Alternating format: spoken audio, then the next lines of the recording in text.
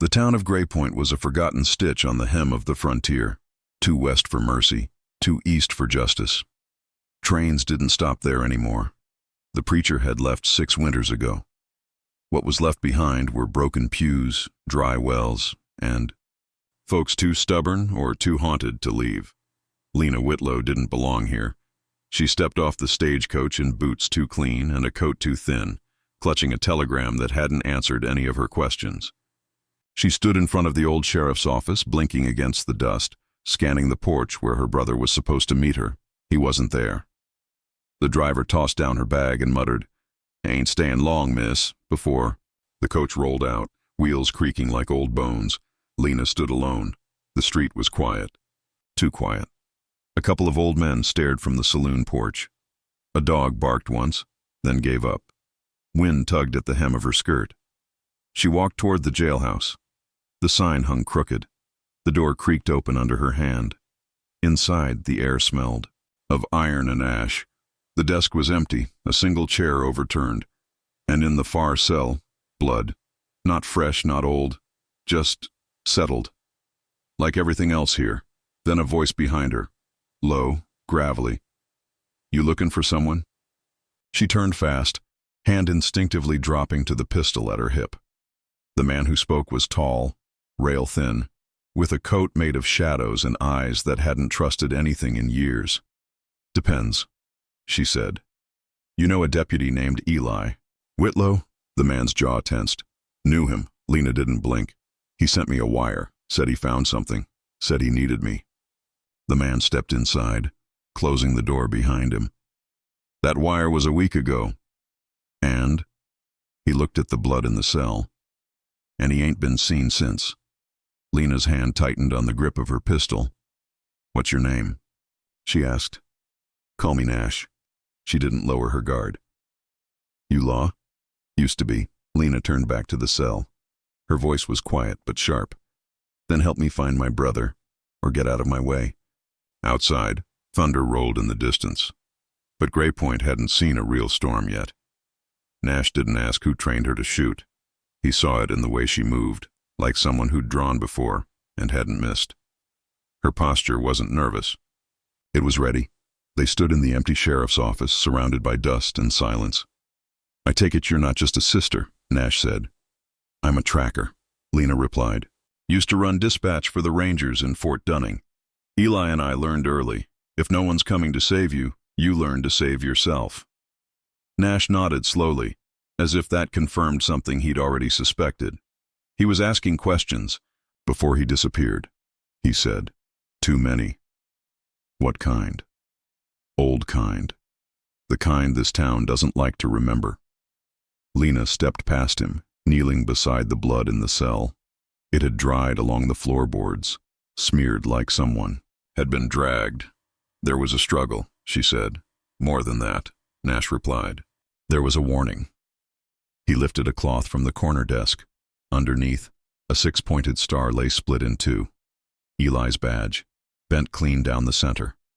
Lena took it, stared at it in her palm like she might will it to speak. "Who did this?"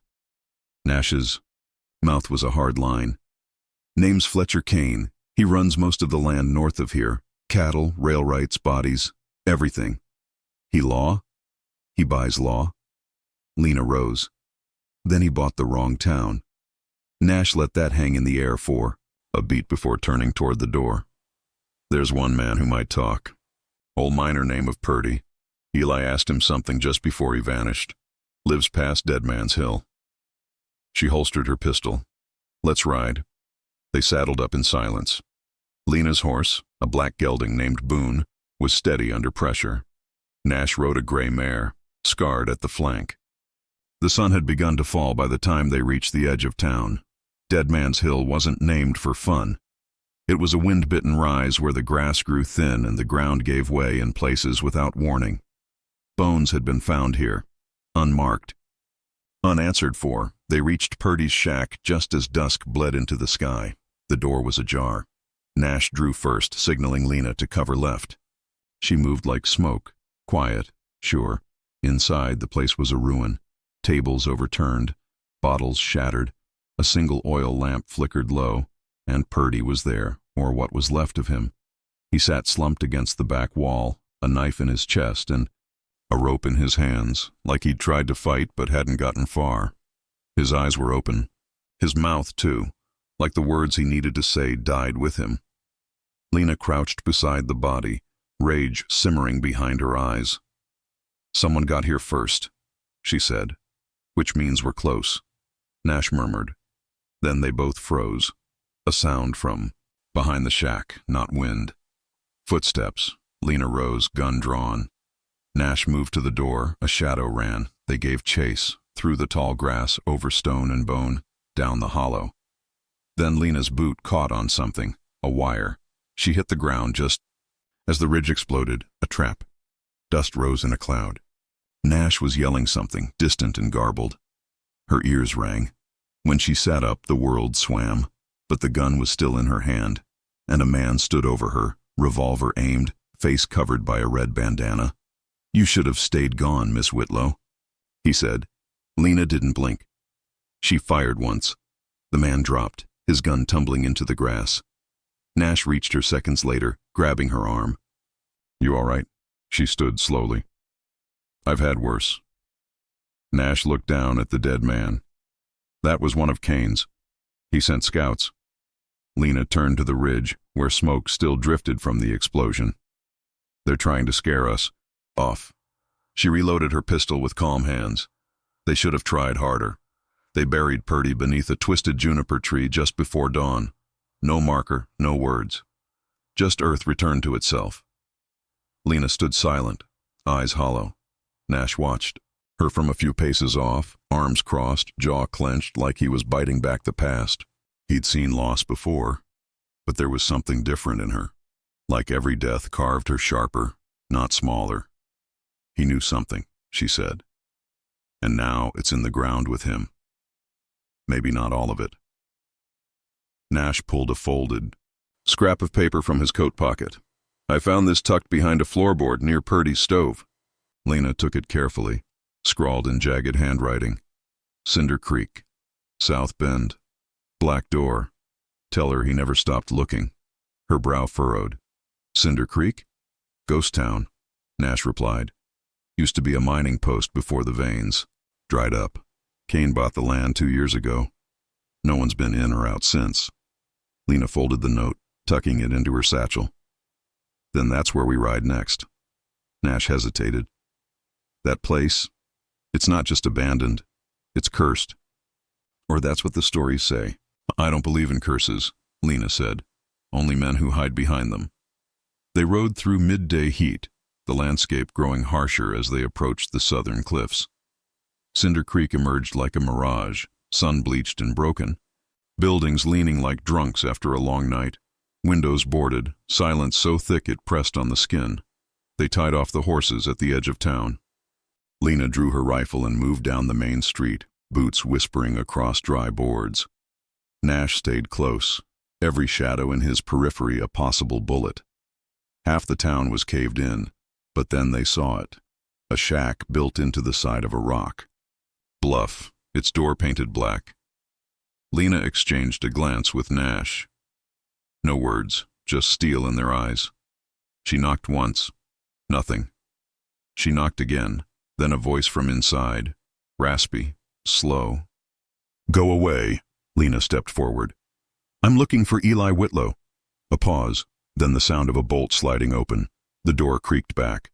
A woman stood inside, backlit by candlelight, hair gray and wild, one eye nearly closed with an old scar. She looked between Lena and Nash, wary but not afraid. "You're the sister," she said. Not a question. "Yes." "I told him this place would kill him. Told him Cain doesn't lose what he thinks is his." Lena's voice was calm. "He came anyway, for something that mattered." The woman opened the door wider. "Then you'd better come in, if you—" "Don't know what he found. Someone else will come looking soon, and they won't knock." Inside was cramped, full of crates, documents, maps, old mining records. The woman sat at a desk and pulled out a tattered folder, sliding it across the table. "Your brother discovered Cain's mine was never dry. It was cover for something else." Lena flipped through the pages. Receipts, shipping ledgers, strange quantities of powder, wire, dynamite. Then one name, repeated in bold charcoal script, Fort Mason. "What is this?" she asked. The woman's voice dropped low. "Cain's smuggling. Something. Not gold, not silver. People, prisoners, political orphans. Ghosts the government doesn't want counted." Nash muttered. "That's why he bought the town. It's not land. It's a route." The woman nodded. "And your brother found proof.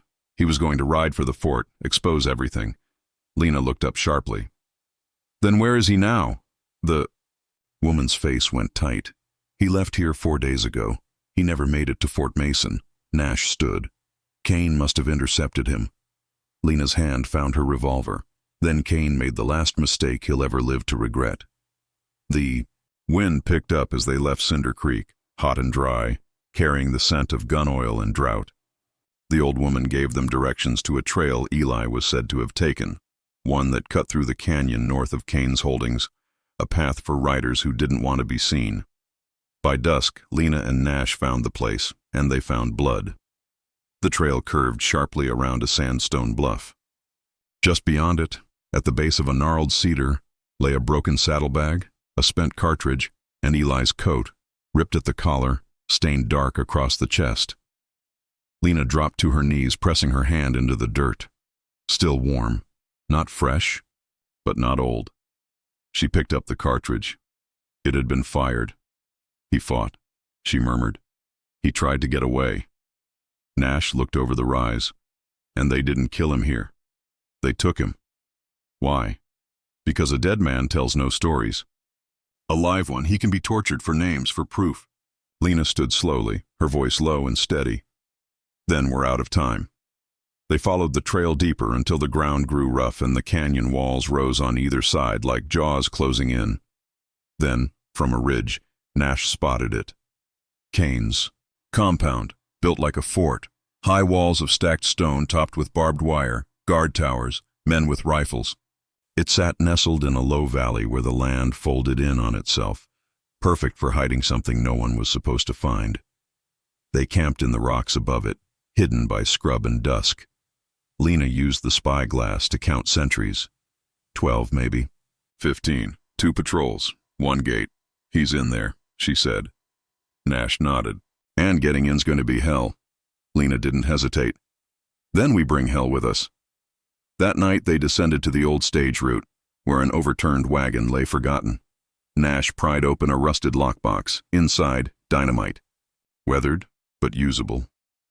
"Still think you don't believe in curses?" he asked. Lena smirked faintly. "I believe in explosives." They spent hours mapping the approach. The creek would mask their movement. The southern tower was undermanned.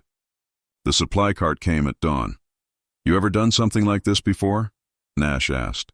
"Once," she said. "In Masila territory. Saved 3 hostages. Lost 2. It was the first time I realized what justice costs." Nash looked at her with quiet respect. "And you're willing to pay again?" She didn't flinch. "For Eli? Yes." They moved before dawn. The supply cart rolled down the eastern path, pulled by mules. Nash dispatched the driver quietly and took the reins. Lena slipped beneath the canvas, rifle in hand, dynamite strapped across her chest. As they neared the compound, a voice called from the gate. "You're late." Nash shrugged. "Flat tire," he said, and flicked the reins. The gates opened. They rolled inside. Lena didn't wait. As soon as they passed the inner wall, she lit the fuse and dove from the cart. The blast shattered the compound's silence, throwing stone and fire into the sky. Panic. Gunfire erupted. Nash was already firing from the gatehouse, dropping 2 guards before they could sound the alarm. Lena sprinted through the chaos, ducking behind crates, searching cell by cell. Finally, she found him, Eli, bloodied but alive, chained to a beam in a stone-walled room. "Lena?" he whispered, barely conscious. She dropped to her knees, voice thick. "I told you I'd come."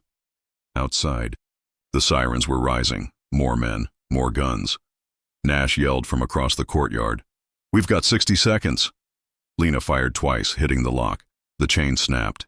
Eli collapsed into her arms. "Can you walk?" I can crawl, he coughed. She lifted him. Then hold on. With Nash covering their escape, they fled the compound. Smoke at their backs, gunfire chasing their heels. But they made it to the ridge. The sun broke over the horizon as they reached the rocks, painting the canyon in firelight. Eli coughed again, weak but smiling. You really came all this way. Lena looked down at him, eyes fierce. I told you, no one's coming to save us. She looked at Nash. We save ourselves. They made camp in a ravine that afternoon, far from Cain's compound and the men who'd be combing the ridge by nightfall. Nash stitched the wound on Eli's side with the steadiness of someone who'd done it too often. Lena boiled water over a fire so small it barely flickered. Eli lay wrapped in a blanket, too weak to talk much, but his eyes never left his sister. You kept your promise, he whispered. Lena didn't look up. You're all I have. Still, he said with a tired smile, you always were better with a pistol than a goodbye. She smirked, then handed him the canteen. Nash kept watch from a ledge above, rifle across his lap. When the sun dipped low, he returned to the fire and sat beside her. They didn't speak for a long while. Then Nash said, Cain's not done. Lena nodded. I know. We put a crack in his empire. But cracks don't end men like him. No, she said, watching the embers. But they let the light in. She looked over at her brother, now sleeping, and then back at Nash. When Eli heals, we ride. Fort Mason still needs to know. The truth needs air. Nash nodded. You sure you're ready for that? Lena's voice was quiet. I wasn't ready for any of this, but it didn't stop me. He looked at her for a moment longer, then smiled, a small, rare thing. I'll ride with you, as long as it takes. The canyon wind picked up, rustling the leaves in a soft hush. Somewhere far below, the ruins of Cain's operation smoldered, stone walls now ash and memory. Lena leaned back against the rock, eyes on the stars. She didn't pray. She didn't hope. But for the first time in a long time, she believed. That was enough. And somewhere in the distance, where the thunder sleeps, justice stirred awake.